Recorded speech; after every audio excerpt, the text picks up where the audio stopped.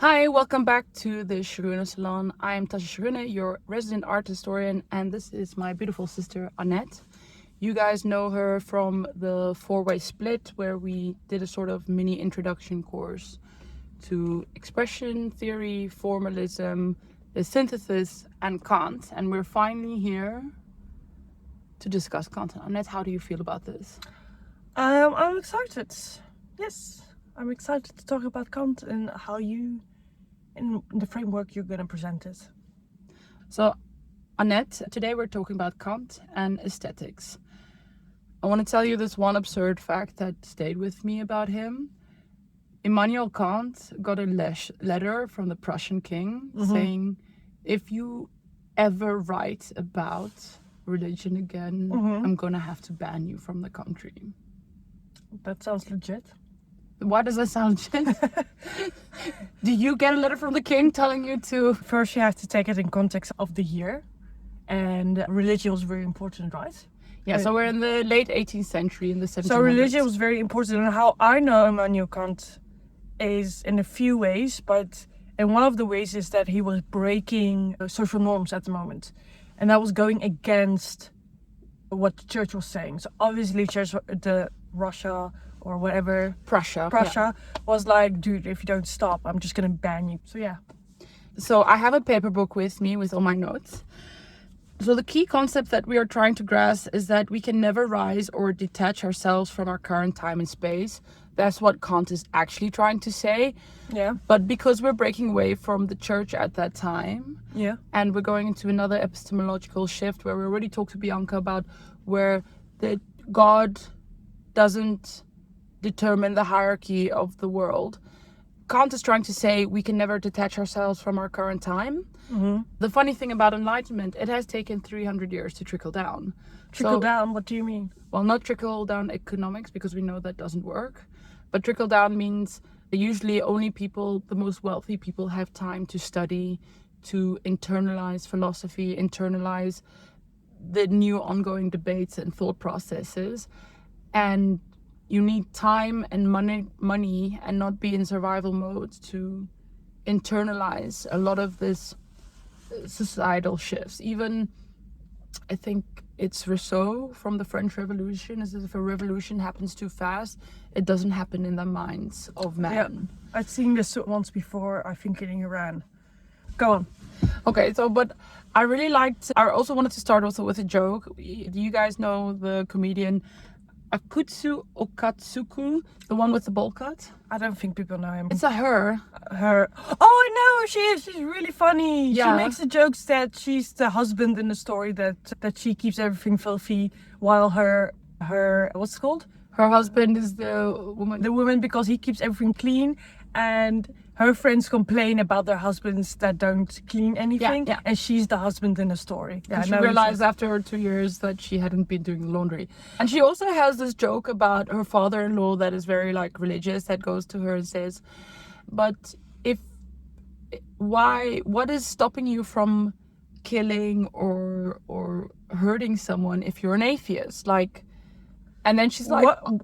Okay. No, she has this joke. Well, you should go look it up. It's a great joke. But she's like, her father is like, the whole punchline is, my father-in-law's like constantly asking me, like, if I'm an atheist, how do I know not to steal, not to kill, and that type of thing. Then the punchline is, I realize my father-in-law really does need the Bible and God, because that's all that is stopping him from being a horrible person. Yeah. This joke is actually really good on encompassing of not just religion, but also what Kant is trying to say. It's like, how can you be a good person if you don't have the external moralizing factor of church and religion forcing you to be a good person? And he's not allowed to write about this, so he writes about art. Oh yeah. Because what's beautiful for the prince is also beautiful for the baker, is also beautiful for the beggar. Because the sunset, a beautiful rose, these are inherently beautiful things because we all admire these things as beauty. He's best known for his 3 critiques. What is his 3 critiques? one is of pure reason, second one is practical reason, and the third one is judgment. But the third one is the most important one that synthesizes everything. Did I just hear a little sliss? Yeah, I do sometimes have a lisp, yeah. I've never heard this before. Yeah? It's the first time. Mom sent me to a speech therapist. I sent myself to speech therapy. Why? Because I got a 9.5 for what's it called, a speech? And I was like, okay, but it's clearly not a 10, so what did I do to not get a 10? And after like bullying the teacher, she eventually said, yeah, it's because sometimes I'm more like, where are you from, than actually listening what you're telling me. But isn't that her problem? No, but I was really bullying her for anything I could do better to get that 10. Yeah. She really didn't want to say it. I really bullied it out of her.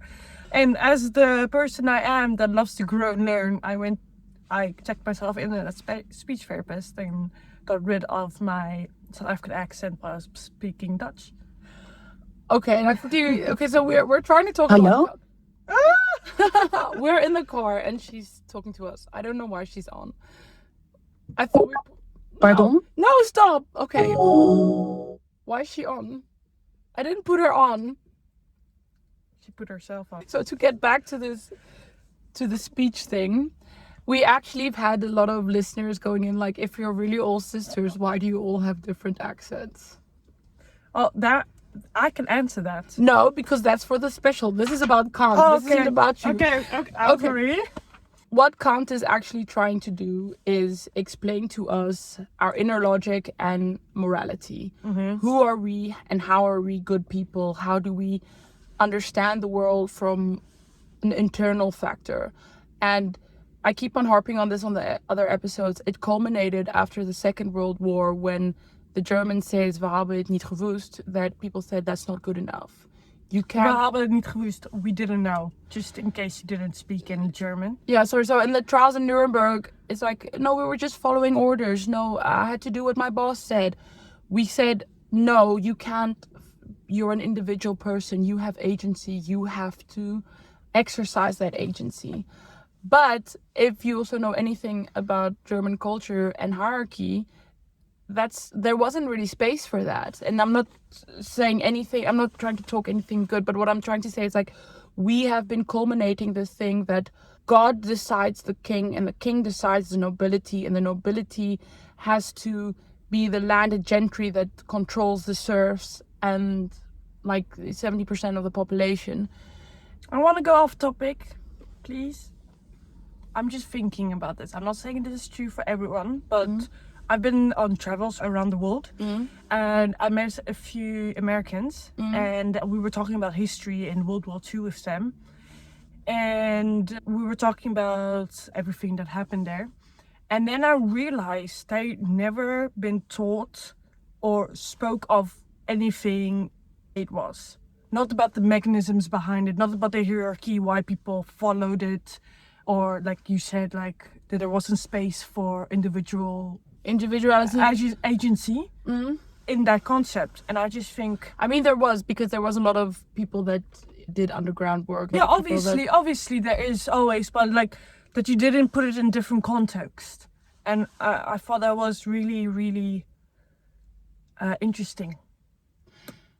So to come back, what I'm trying to say is like Kant was trying to say like, how do we say as individuals that we have morality, that we are good people when the church doesn't decide, when God doesn't mandate your action, when God doesn't absolve you of your sins and treats you actually like a child without agency and just go, you know, I did something bad, so, you know, Hail Mary and I'll give some money to the church and now I'm absolved. I think Catholicism is funny, but go on. But this is time for another story. Because there is space for ritual. Ritual is important to have a good, happy life. Yeah, of course. Let's go back to the subject. So I know I've been going on side quests, but... Okay. So then why Kant goes to art? He doesn't really differentiate between art and nature. That irritates some people because like you love a sunset and you love a beautifully painted artwork the same way. And why we were discussing Kant, and we have discussed Kant also within expression theory, also within formalism, and also last week with Bianca's episode about the synthesis of expression theory and formalism. And all these core concepts, how they relate to art, is they propose that they lift the veil over art so you can appreciate more, explain to you what art is exactly is about. Every of these theories, also Kant, is a normative theory. What you ought to do, what you ought to believe, and what you ought to value. And each theory gives like a criteria or a formula to look critically at art. And this is good for art critique. And what were the three critiques again? Kant's critiques. Yeah. The critique of pure reason, practical reason, and judgment. He's trying to lay bare what are our a priori knowledge, our presupposed knowledge. What do we know of the world to formulate what is good? And that means like we organize the world from our own mind. But even like in education and in sociology, we know there are two ways of thinking about organizing the world. Either our mind is organized by external, like learning how to read and write, or even, Plato's like everything comes from the mind, and from this knowledge in the mind, we look outward. But so Kant is the 18th century and he's still firmly entrenched in aesthetics, but starts asking not what is true or false, but how do we presuppose those questions? How do our value judgments form? And that's a very weird way to say it every time. And even I had to write it down to be able to say it in its complete sentence. But what he's trying to say is, what can I know? What should I do? And what can I hope for? And I think what can we also hope for with our actions is actually a really good philosophical question to ask. What is what we're doing? What can we hope for a better way of seeing the world? Do you have an example? Because I can't really grasp what you're saying. Okay, so his philosophical questions around art and also nature and thus all objects outside of ourselves is, what can I know? I can know that a rose is beautiful, and I can also presuppose that the king will find this rose also beautiful. Mm-hmm. And what should I do is I shouldn't lie, because if I lie, you're allowed to lie. And if you are allowed to lie, that can negatively impact me. Mm. So what's true for me should be true for you. So what should I do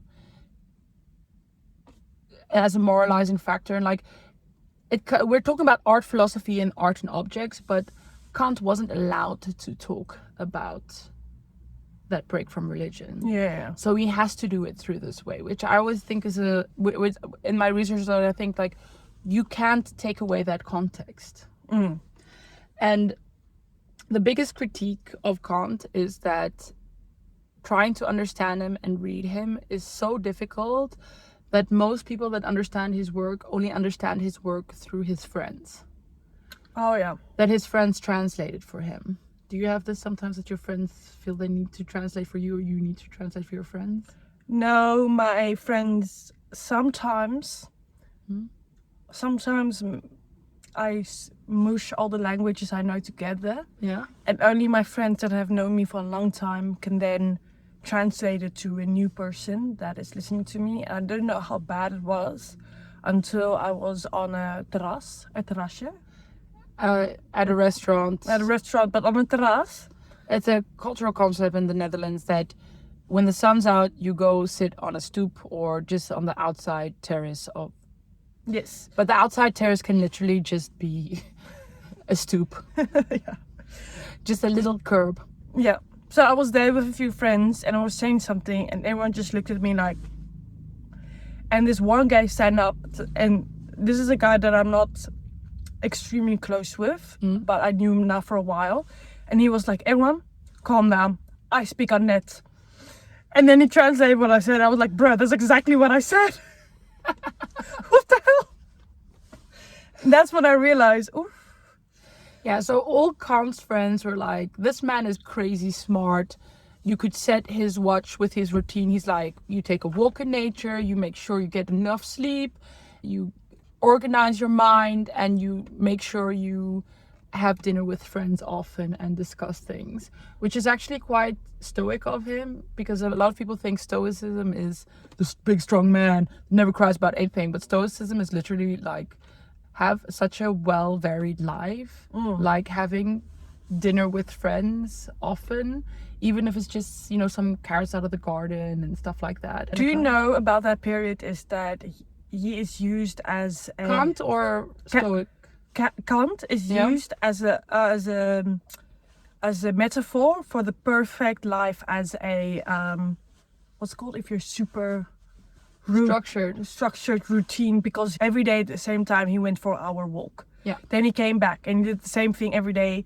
And I know he always had one like caregiver as a woman, because they loved his way of thinking, because he had a lot of health issues.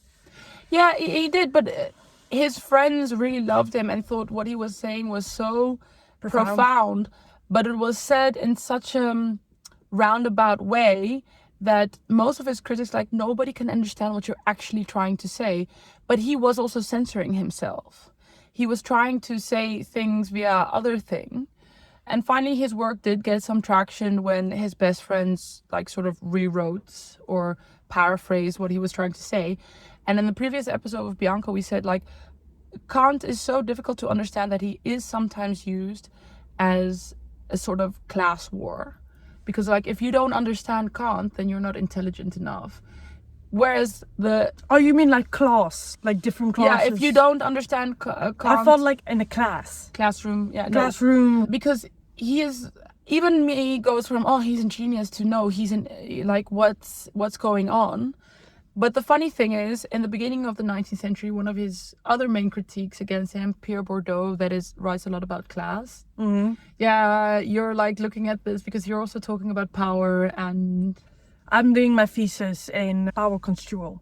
Yeah, which really blew my mind when I read like the synopsis of it, because I only understand power through Bourdieu.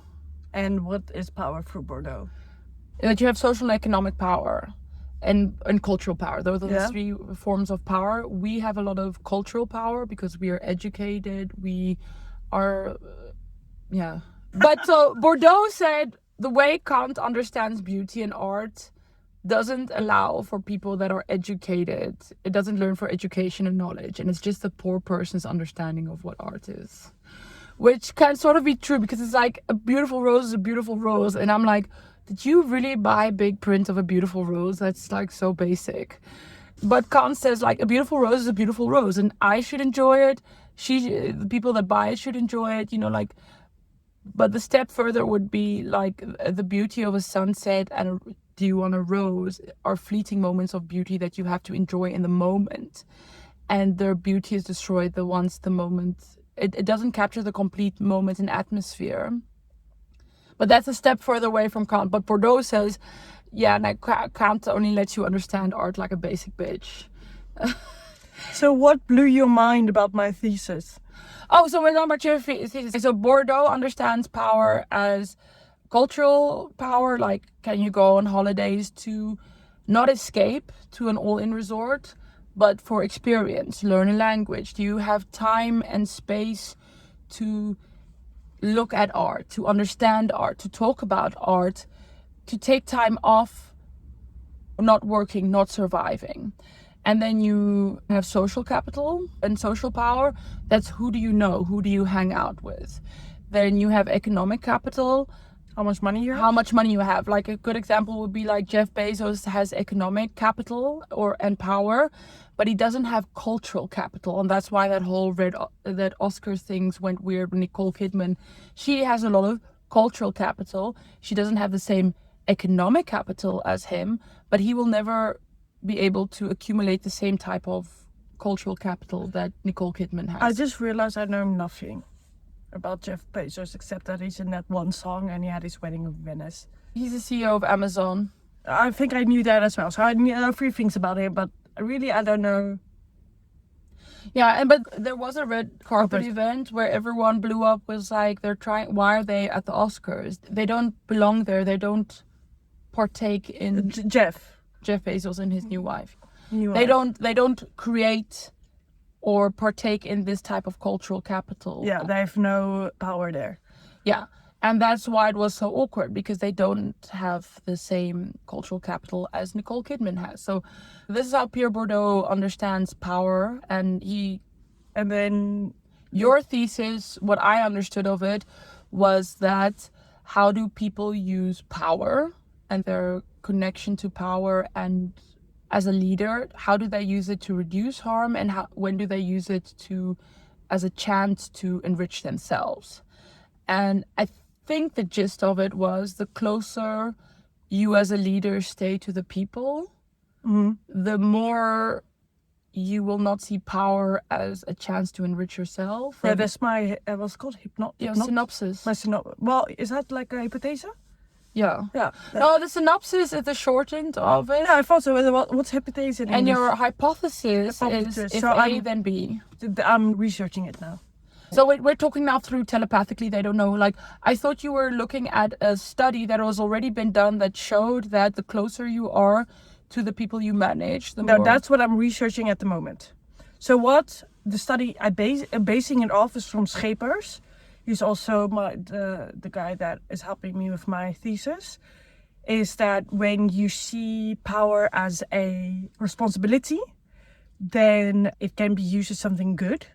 And when you see power as an opportunity, you use it more in a selfish way, and then the group will catch all the negative consequences of it, and you won't. You just get the positive or winnings. And now I'm researching if social distance between the peers and the leader influences the risk-taking of these leaders in responsibility as well as... Oh, okay. So we're going to try now get back to Kant, because I was talking about how Bourdieu critiques him about that his aesthetic choices is always a poor man's aesthetic choice that has no education and capital. So, and then we went to your thesis because I only understood power in connection to Bourdieu as cultural, social, and economic capital. Yeah. And then you were surprised it can also be something good. Okay, let's go back To the notebook. Yeah, we're going back to the notelet. His friends had to rephrase and paraphrase his work for other people to actually understand it. Enlightenment has needed 200 years to trickle down to the masses, and without access to rest and leisure, people don't have the time or headspace to benefit from agency as an individual or to contemplate philosophy and art. Kant tells us doing research how our own experiences colors our empirical research. We also see, and I made a note here, we see this in tech. In AI rooms without gender, class, and race diversity, these groups presuppose that their own framing is universal. Okay, just let me think about two things. First of all, I'm not a big fan of AI, so that's why you saw my face just go like, what's that? I don't know, go. Okay, so I'm not a big fan, but also... maybe I'm going off charts again, but... Just go off chart. Because I thought it was so funny. I was at the TU in Delft. It's the most... Technical University of Delft. Yeah, it's like the Harvard of the Netherlands. Just got our coffee there at the library. Yeah, that's true. Anyway, I was there and I was walking past the table, and these group of guys, obviously engineers or whatever they do at the TU, were talking about how people that are athletes, like if you're like very... Pro athletes. Professionals are extremely smart as well, because they've perfected the way they use their body to be on a pro-athlete way. Remember, these are people that only think, that's been told their whole life that they're the smartest people in the world and they're the top 1% of the Netherlands, and engineering or whatever they do. I'm in the top 3% of the Netherlands. Congratulations, I will be there in a few years as well. But back to the thing. She also has ADHD. She's also the top 5% of women that could ever come this far. Not take my medication today. I've noticed, but it's okay. Me neither. Now that I have medication, but... But, what were we talking about? Smartest people. Oh, yeah. So, and they were like, these people are also smart. And I was just walking past them and I was just like laughing my ass off. I was like, I'm so happy for them that they could think outside of their little room they live with, all their engineers and all their technical abilities, that they can transcend into another room and they could see it. And I was just like, after that I was like, why am I so proud of these people that they can do this? Because I've never heard, I want to call them frat bros, but they're TU bros. Like I'm so used to them that I can't think further than their little I find the campus. TU very diverse. They're just all very pale because they're, but they come from all over the world. But Yeah, of course. But these are all top 1% of their class. yeah, That they even think about intelligence in another way than that they were academically striving for. I was very proud of them. I'm also proud of them because my mother said we should never work out unless it is to run for the bus. But real ladies don't run for the bus. They have a car. And I'm just like, Mama, you are giving us useless information. I run for the bus. I even run for the train because I really don't like waiting. But to get back from your story, Kant asks us to do research in our own minds about what do we know and why do we know it? What can we hope for to extend this? And we've also had this in previous episodes. Your whole adult life is literally like, what do I believe? And should I keep it or should I discard it? Like for your childhood traumas, everything. It's just a constant question like, is this still serving me now? And Kant is also telling you, please look at, is this still serving you now? Good advice. It's like spring cleaning. Yeah, we have to look at how we do empirical research to ourselves, how we understand the world. For people that doesn't know what empirical research is. Empirical just means how we look at the world. If we want to count 6 birds, we can't go count 6 birds. But for example, I have never seen a crow before I moved to the Netherlands. I just thought they were in Snow White. That's it.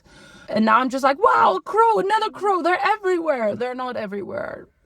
It's just I'm focused on seeing them. And then my next point was here, queer and black women and minorities usually have to wear the cloak of dominant cultures while navigating their own identity. That's true. And the difficulty of life as the other. Minorities often have more insight to lead to more freedom and liberation for all of us. So obviously, we know diversity is very important. I mean, you don't see it between us. I was like, we're so blonde and blue-eyed.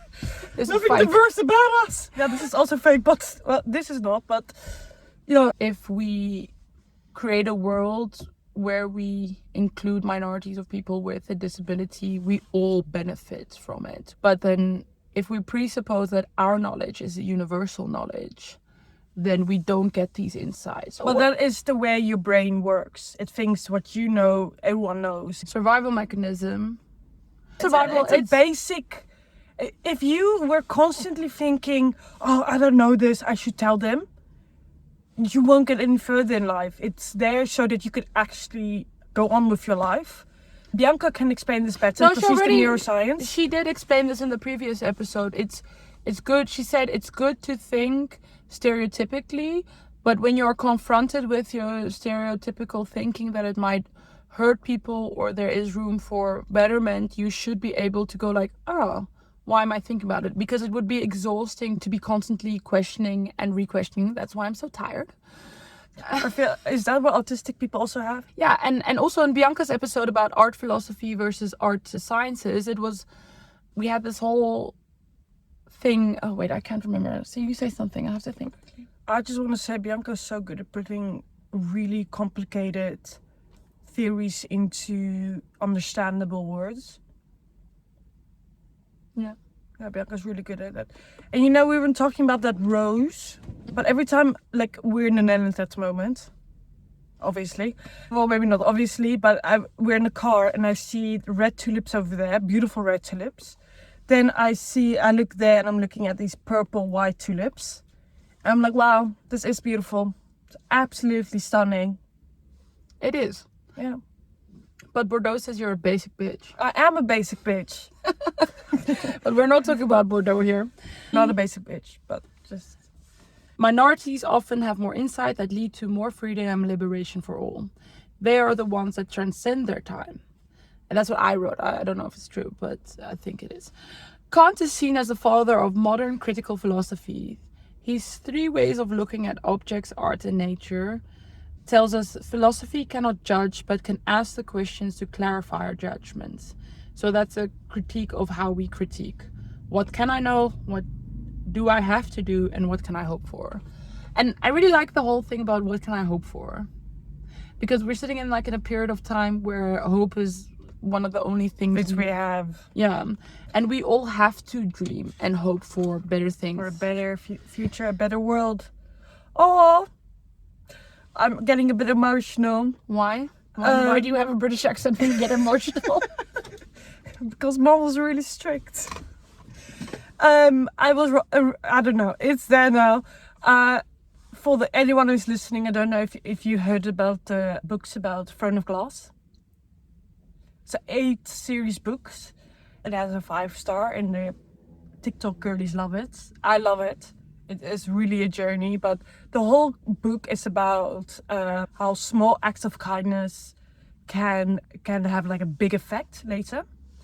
And I'm getting so emotional. It was such a good book if it comes to acts of kindness, because that's my favorite thing, small acts of kindness and how the butterfly effect of it. And then eventually she calls upon all those acts of small kindness with no expectation that anything will happen, but only with the sentence, for a better world. It is such a beautiful journey, that book's. I love this because there's actually empirical evidence that of a study that was done for more than 20 years is that our joy and our acts of kindness can be felt to the degree of 3 and can last up to a year. Oh, so degree of 3, like me, I do something nice for someone, they do something nice for someone. Yeah, and that act of joy and happiness, so your joy has value, your hope and kindness has... it's not in this notebook, it's in another notebook. While she is freaking out, I can tell you, the few things would really, really stick with me. I'm only 28 at the moment, but there was a few times that there was a small act of kindness from a random stranger that really, it's still years or 10 years after, it's still in my head about how nice that was and how actually the world, if you look closely, is a beautiful place. Wipes fake tear. Yeah. I learned that one from Bianca, but she goes like this. And it looks exactly the same because they're twins. That's a lot of we already said that beauty is universal for the prince, the baker, and the beggar because it presupposes a universal known. Blah, blah, blah. Oh yeah, Annette, can you, as a straddler of academic and applied... What's a straddler?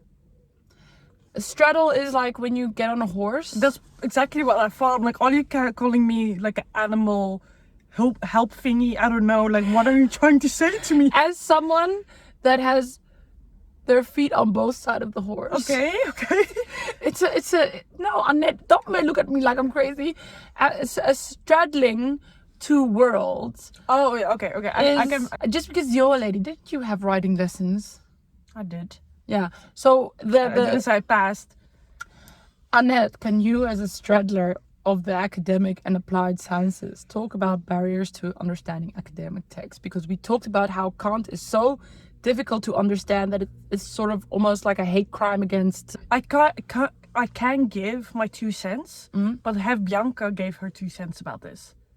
She tried to, and I said, no, it's your turn. Because Bianca is so good in this. Bianca's whole life purpose is taking the abstractness and making it into something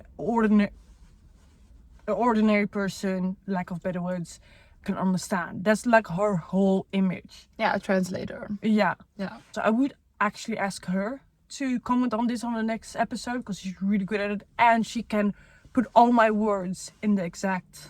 Annette, as your older sister, you and Bianca aren't the same person. I asked for your opinion. Okay. The opinion was, what was the question again? Okay, so you do applied sciences. You have done applied sciences, and you're back at school now doing pure academic rigor. Yeah. Okay, that's why he wants to ask me. I understand that. What's the barriers to understanding academic texts? Just your personal experience. This isn't a direct, and this is maybe also constitutional in the Netherlands. But when I was on VWO, the higher education, they always told me, oh, you're not like the other people. Why would you miss your homework? Why wouldn't you learn? So once you go back to like the layer below that, that's more working with your hands, more applied. Mm-hmm. They also get to hear like the ones above that goes to more. Yeah, so in the Netherlands you have like 3 levels of schooling. The one is very hands-on. The second one is the straddling between hands-on and a little bit thinking. Yeah. And then you have the pure thinking one, and that's called VWO, and you have HBO and HAVO. And we need all of these people. Yeah. And we all should be all of these people. And the people that are like on the top really looks down on the people down. And they're not necessarily, I think they look down. They've been taught to look down. And the other 2 have been taught to be like, oh, we're not as good as them because they had 2 more extra French words during the week to learn. And also I know from the TU that on the first day of when they start there, they get to hear like, and how does it feel to be a part of the 1% of the world? The best part of the world. Like they get, what's it called? It's important to set a standard. So it's an important psychological brainwashing to have, that you set the standard and say you already got to it. And it's also funny, like I am part of the 3% of the most educated people in the Netherlands, with people with a PhD and a master.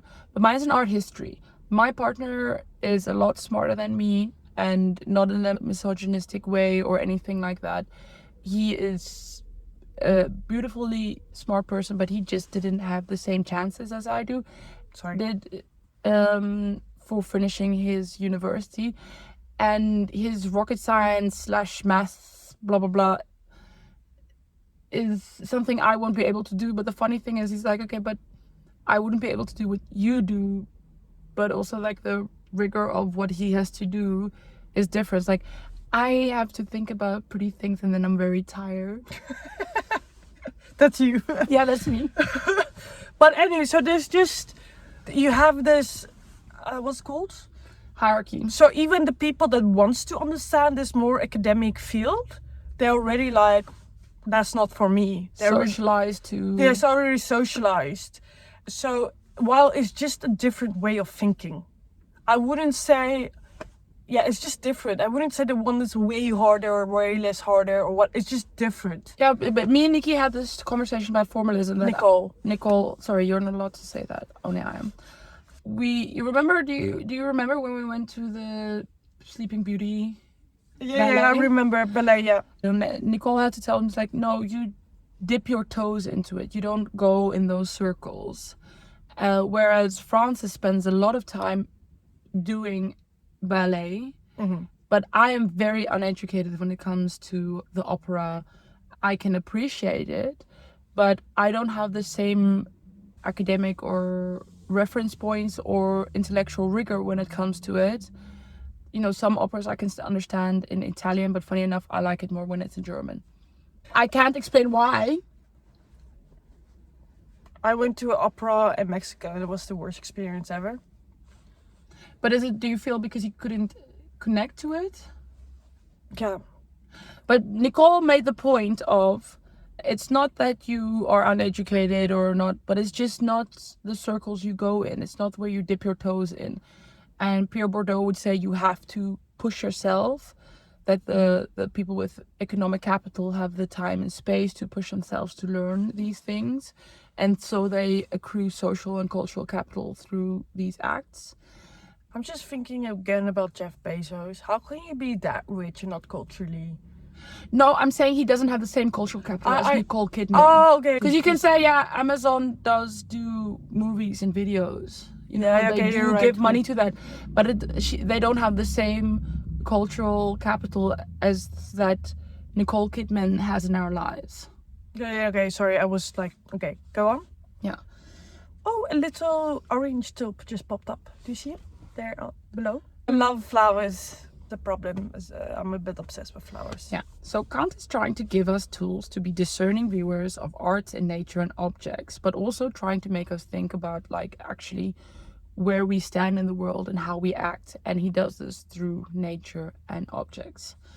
To give us criteria to define and understand art, to be able to know genius when we see it. Now, we've already had a lot of critiques with all the other sisters. Kant is part of an art philosophy where we look at the object, the artwork, the person looking at it, the person making it, only those three things. It doesn't look at the wider context.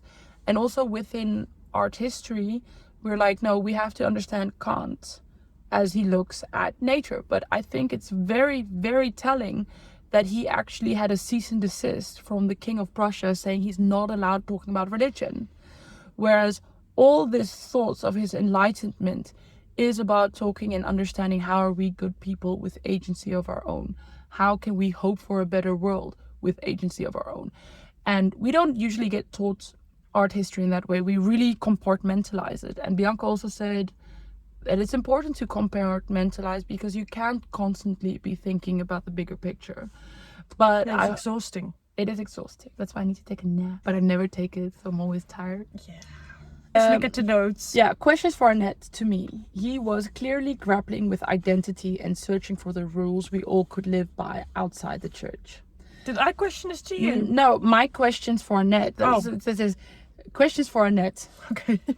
To me, I didn't practice my speech beforehand. My son has already said, Mama, you really need to start practicing in the mirror before you start recording. With identity and searching for the rules we all could live by outside the church. And this also must be something a lot of people struggle with, because also in your episode you were like, yeah, we are in this crisis, this loneliness crisis. And then we were like, okay, yeah, because we don't have that community, we don't have that third place where we can go to be in regular. Yeah, we have a bar, maybe a concert or a sports event, but we used to have church. Yeah. And everything is so broad right now that it's hard to focus on one thing because maybe there's something better. Yeah, we see this also in dating. Yeah. So it's just such a complex world, but I think we're going the right way. Like, people are now finally seeing that the loneliness epidemic is a problem because why it's a problem, but that they're like gonna work towards it. Yeah, and I mean, the loneliness epidemic is usually brought into context with men that are lonely and women that are thriving. Yes, but that's not necessarily true. We are all, to a certain extent, cut off. Yes. From wider community. I mean, I have to travel 20 minutes to 40 minutes to see my sisters. I could chill more often with my neighbors. But she has too many sisters. No, I mean, it's difficult to find each other when you have to work, study, and survive. Yeah. I'm now going through that because I'm paying for my own studies, so I have to work. I need to work because I need to pay for my transport to my studies. I'm doing everything myself, and it's exhausting. I haven't really seen my friends in over 6 months. Yeah, and even this, we're doing it on a Sunday 3 weeks after we planned on doing this. Precisely, because I had exams and I have this. There's always something. And actually tomorrow is like the first day in like, I don't know, 8-10 weeks that I finally have a half day free that I can just relax. And I'm so excited because I'm going to clean the bathroom. And that's also another thing, if we're now talking about cleaning the bathroom, why that's an exciting topic. I also feel like a lot of people in the modern world, like, oh, if I earn enough money, I can get someone to take care of me and pay someone to do that. I just feel like that's because lost of community. No, why? I think Trevor Noah spoke about this on a podcast a few weeks ago. Is that rich people are paying what they could have gotten back in community. I like my bathroom clean and I like it a certain way. So for me, I'm happy to go do it in how I want to. But I'm also talking about childcare, someone that helps you out. Like maybe when you're having it rough, your sister comes by, help you clean the house or something like that. And that's what you lost. And you think so I'm losing my words. So if you're rich, you're like, oh, I'll just pay someone to do it. Yeah. But once you're in a community, that my sister will come, hey, I'm hearing you're not having a great day. Can I come cook for you? And that meal will make you feel 10 times better than you paying someone to come make you a meal, bring you a meal. Yeah. And I want to go further with this and saying we also have like this thing in our house. My partner also wants us to get a cleaner, but we have literally children coming to our house on Sunday to fold socks with me and my kids. They're like, yeah, mom and dad, you know, they just want to have drinks in the garden. But like the children literally come to our house. I'm like, listen, we're not going to go do something fun or have ice cream. Today is the day that we are sorting through the socks because I cannot remember everyone's sock size, socks preference. I think everyone had a sock issue at one time in their world. And in so their we know lifetime. weekly, we just have to take that half an hour to an hour to go through the socks so that we have a good week. And literally children come to our house and I'm like, is this weird? I don't want to do child labor. They're like, they love it. They love folding socks because we just sit on the floor and we chat about our day. And we listen to music and we fold socks. I do want to say that my favorite moments is when I'm helping a friend moving, or if I'm helping a friend clean up after a party, if I have the energy. Because I feel like us working towards the same goal while supporting each other is the most intimate, not intimate, it's the most, I feel very connected to them. Yeah, but intimacy is not just about sex. Intimacy. Yeah, but yes, I feel very intimate with them, and like, I feel like that's a really good basis of our friendship. Yeah. Because I'm helping them towards a goal. We're spending quality time together. I love parallel play. It's my favorite thing to do with people. Plays that you're doing your own thing next to each other. Yeah. And a lot of people say, like, I just don't have the money to see my friends because, you know, we presuppose that friendship has to take place, you know, on a terrace, on a stoop here, like paying €5 to €12 for a drink. But I think there's more community in doing care tasks together.